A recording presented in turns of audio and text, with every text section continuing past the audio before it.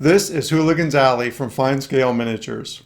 It was released in November of 2004. It is one of 730 that was made, and the original price was $280. You can find this on eBay in around the $300 range. So if you bought this when it first came out as an investment, you could have done better with your money.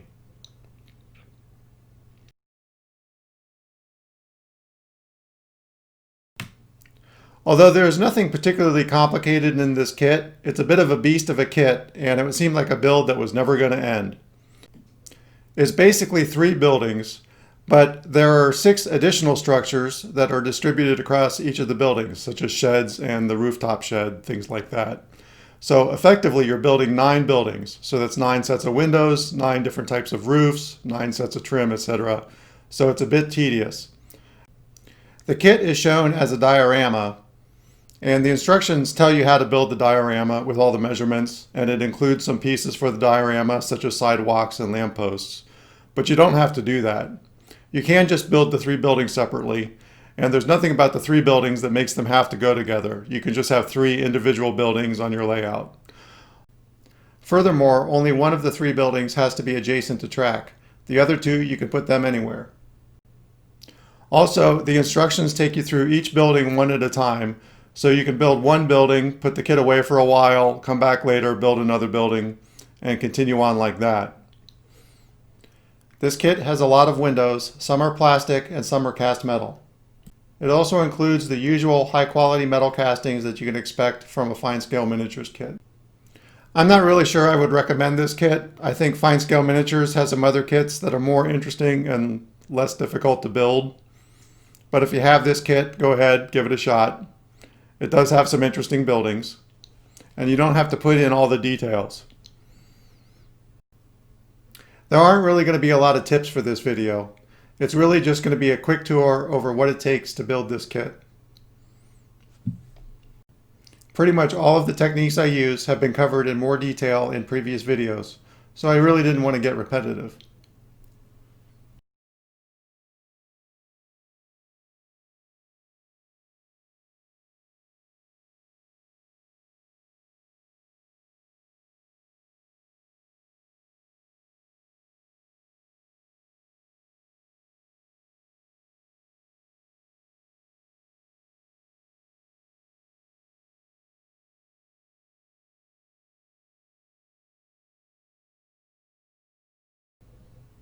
Construction starts with the stucco building, and at this point I have sprayed the walls with a gray primer. They have kind of an interesting way of doing the areas where the stucco has fallen away, revealing the brick wall underneath. There are pre-cut holes in the wood walls, and then there are cast metal brick wall pieces that match those holes. So you glue the cast metal brick wall pieces into the matching hole, and that gives you the brick wall texture underneath the stucco. I am gluing the metal brick wall pieces into the holes using super glue gel.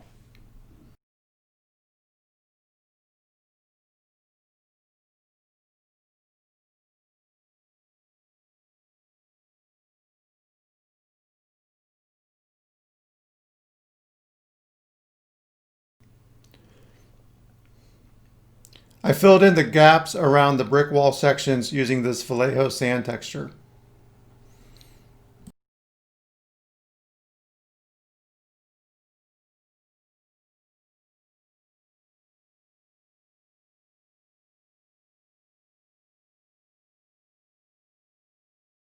The kit includes this plaster-like substance that you mix with water, and that is going to give you the stucco texture for the walls. You stipple it on using a large paintbrush and then just let it dry. It provides a pretty good texture for stucco for HO scale.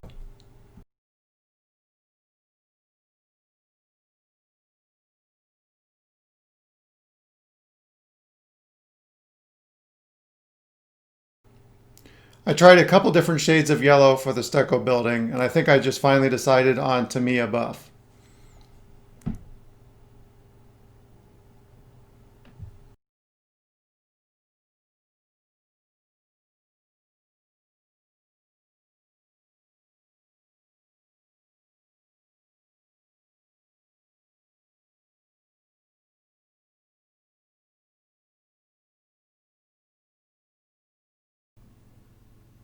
This was followed by some dry brushing using Tamiya buff lightened with Tamiya deck tan. Dry brushing may not be the best technique here. Even with the stucco applied, the walls are pretty flat. There's not much detail to show up with the dry brushing.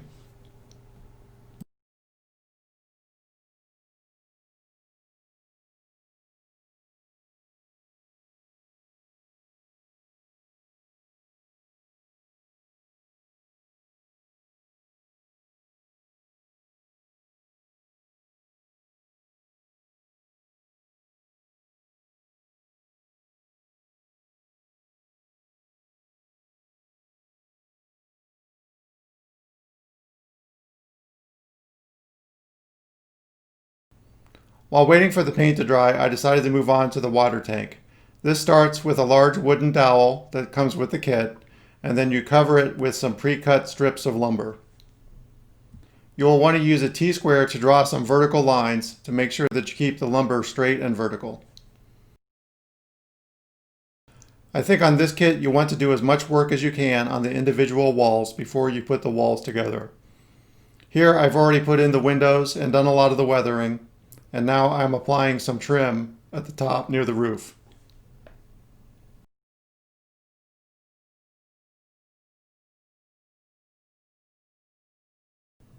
At this time, I decided to build the trackside support for the stucco building.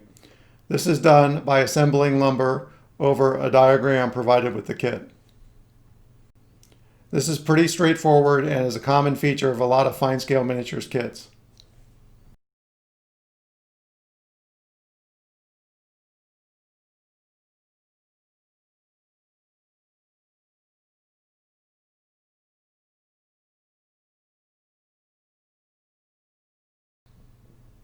With the walls mostly detailed, it's time to assemble the stucco building.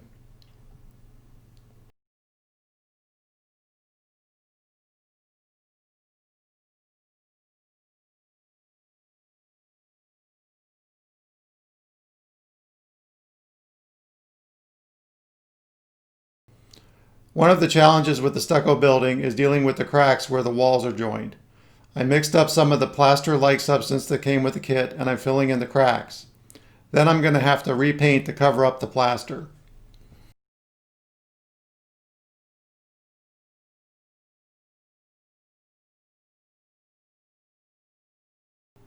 I really had to struggle with painting and weathering the stucco building. It just never worked out quite the way I wanted it to. The end result wasn't bad, but I feel like I should have been able to do better. The roof for the stucco building is tar paper strips. You cut out the roof from cardstock. The strips come with the kit and you cut them in 3-foot scale widths. I'm attaching them to the cardstock using spray adhesive.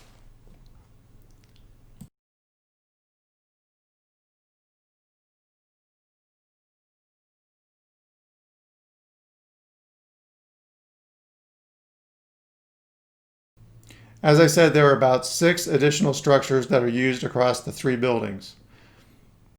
These are assembled from cardstock provided with the kit. Here I'm working on the cupola for the stucco building and also one of the small roof sections for another building. Most of these structures have tar paper walls with battens. I'm painting these with Tamiya NATO black. I don't like to use a pure black for these. I think NATO black gives a better color.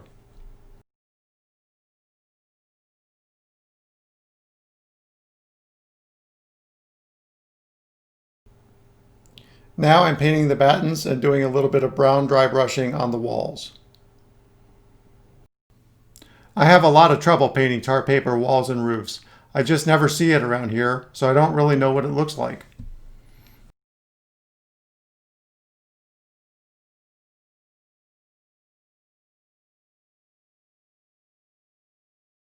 I also do some dry brushing of some browns and grays on the tar paper roof for the stucco building.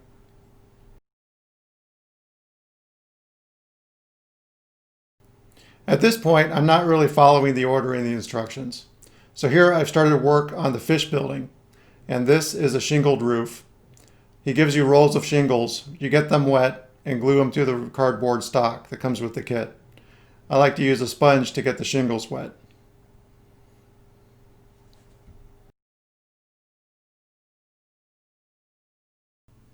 The fish store is a small side structure that sits on the end of the fish building.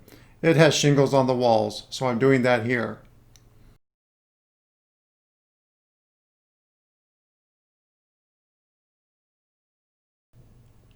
I'm trimming the shingles off the walls to the fish store. The fish store walls are half shingle and half batten. They really went all out to put a variety of construction techniques in this particular kit. It's a really good chance to practice your skills in a lot of different areas.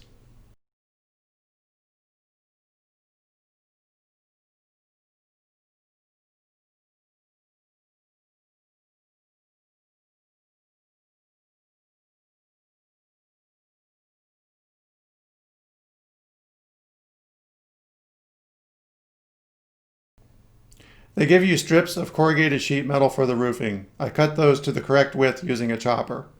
Expect to go through a couple blades doing this. After I cut the section, I use a little stick of wood to move it out of the way. This keeps my fingers away from the blades. I think it's better to cut the pieces to the correct size and then paint them than it is to paint the sheet and then cut them to the correct size. This way, you have a better chance of getting paint on the edges so they're not so shiny. Jumping around a bit, we're back to the water tank. You wrap the water tank in thread, and that represents the cables holding the tank together. Now I'm painting a brown rust color over the cables.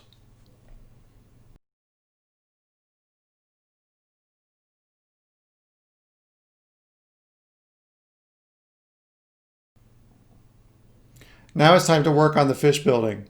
I'm using a pounce wheel to put nail holes in the clapboard, and I'm using a piece of sheet plastic as a straight edge to keep the line straight. He provides diagrams with the kit as to where you should put the nail holes.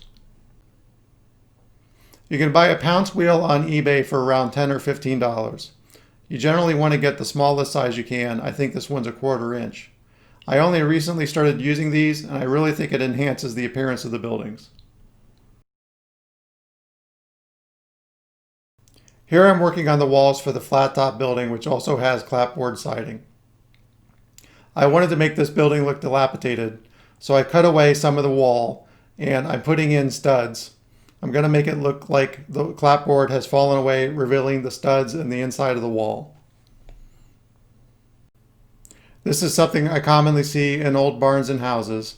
I've done it on some other kits, and I think it really enhances the appearance of the kit, assuming you're going for an old and dilapidated building.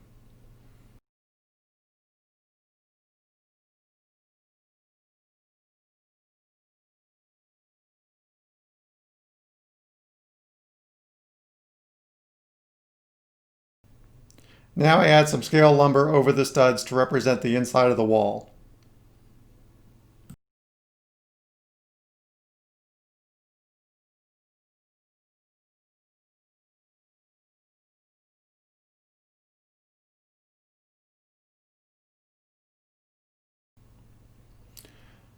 For both of the clapboard buildings, painting starts by spraying with a gray enamel primer. This protects the wood from damage from the acrylic paint that we'll apply later. Next, I use folk art barnwood. This is a cheap craft store acrylic paint. It doesn't go on very well, but that's okay because the weathering will cover up the blotches.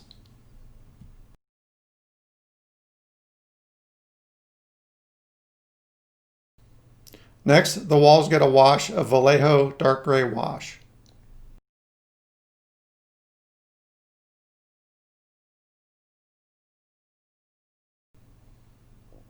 This is followed by a dry brush of Vallejo silver gray. This 3-step process of folk art barnwood, Vallejo dark gray wash, and then Vallejo silver gray dry brushing is a weathering technique I really like for old wood, and I use it a lot. It does a nice job of simulating the black-gray color of old barns.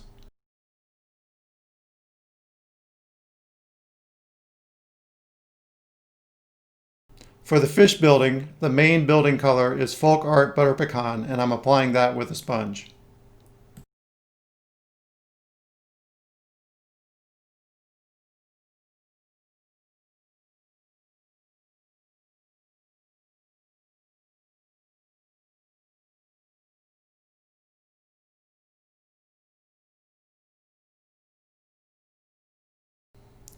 For the flat top building, the main building color is Vallejo green brown. I'm applying that with a sponge as well.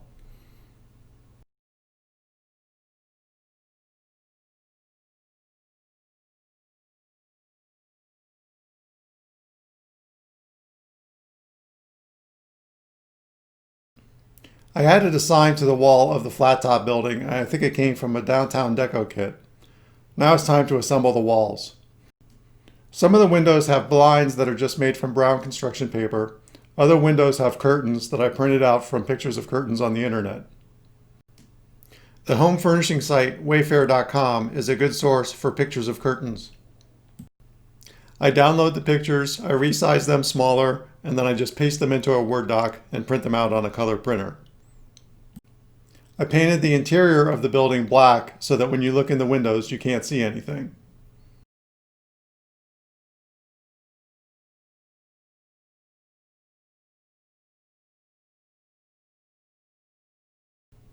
Here is one of the small side sheds. It's going to get a roof of corrugated metal.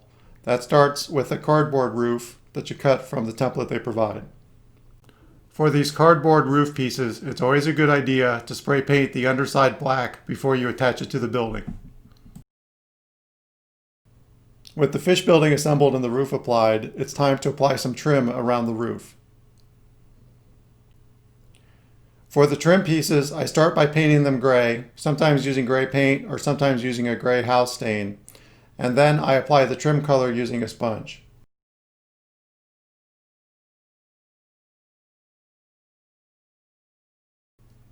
The fish building has these dormers on the roof.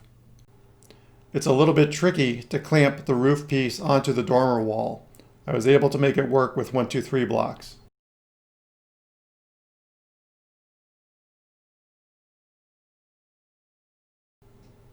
Back to the stucco building, it's finally time to apply the roof. I used a piece of black foam on the interior so that you can't look through one window and out the window on the other side.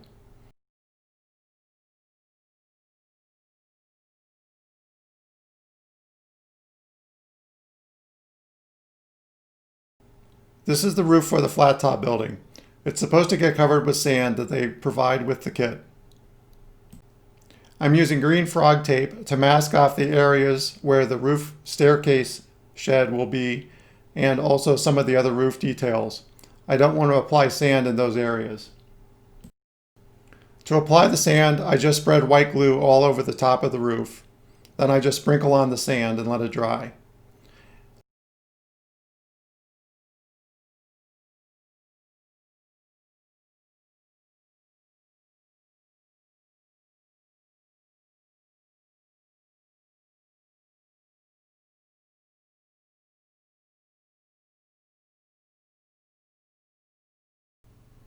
I use 1-2-3 blocks to help prevent the roof from warping due to the glue. However, there is bracing on the other side. Now I just peel away the mask and shake off the excess sand. I will use hairspray to secure any loose sand bits. The hairspray changes the color of the sand a little bit. It actually looks better, so it didn't really need any weathering.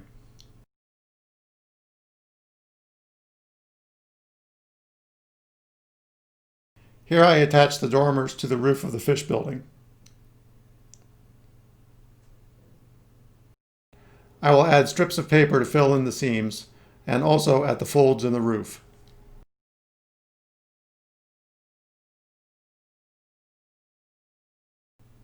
Here are my corrugated roof pieces which I've already painted.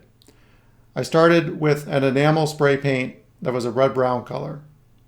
Then I applied some other rust colors using a sponge. I wrapped the tip of the tweezers in masking tape to make it less likely for the tweezers to pull paint off the corrugated metal sheeting. I've never been entirely able to prevent this, so some of the sheets are going to need some touch-up painting anyway. The trackside support for the stucco building also gets some corrugated metal along the base.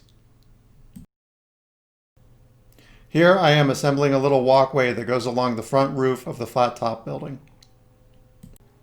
Most FSM kits have lots of little assemblies like this, such as loading docks and staircases. They can be a little bit tedious, but they're what really adds character to the kits.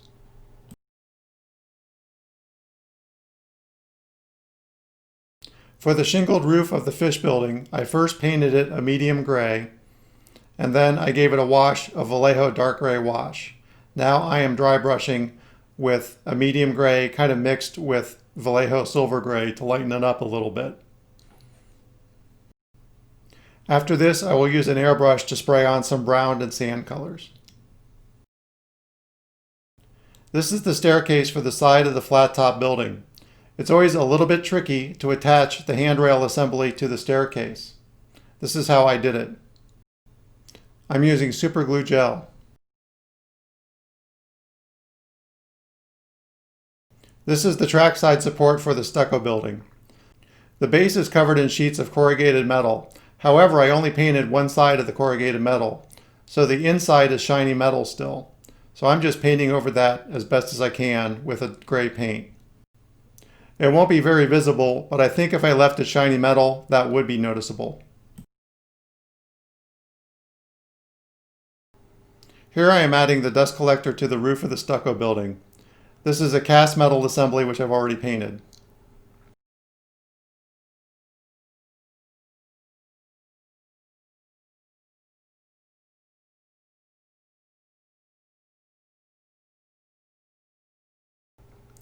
Here we can see how the other roof pieces are going to fit on the stucco building.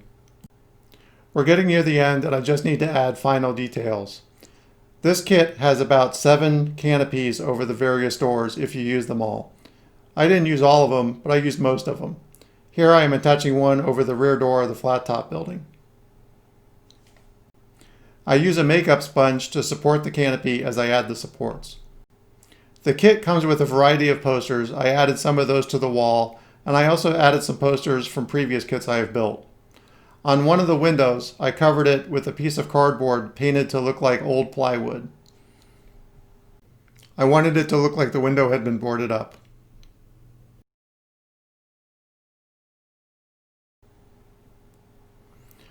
For the clapboard buildings, I'm doing some final weathering with a wash of brown and also folk art barnwood. And I'm also weathering up the rafter tails. I didn't use weathering powders on these buildings. I did use some weathering powders on the stucco building though. Well, it's been a while since I've done a video with a copyright violation, so let's have some music for the final pictures.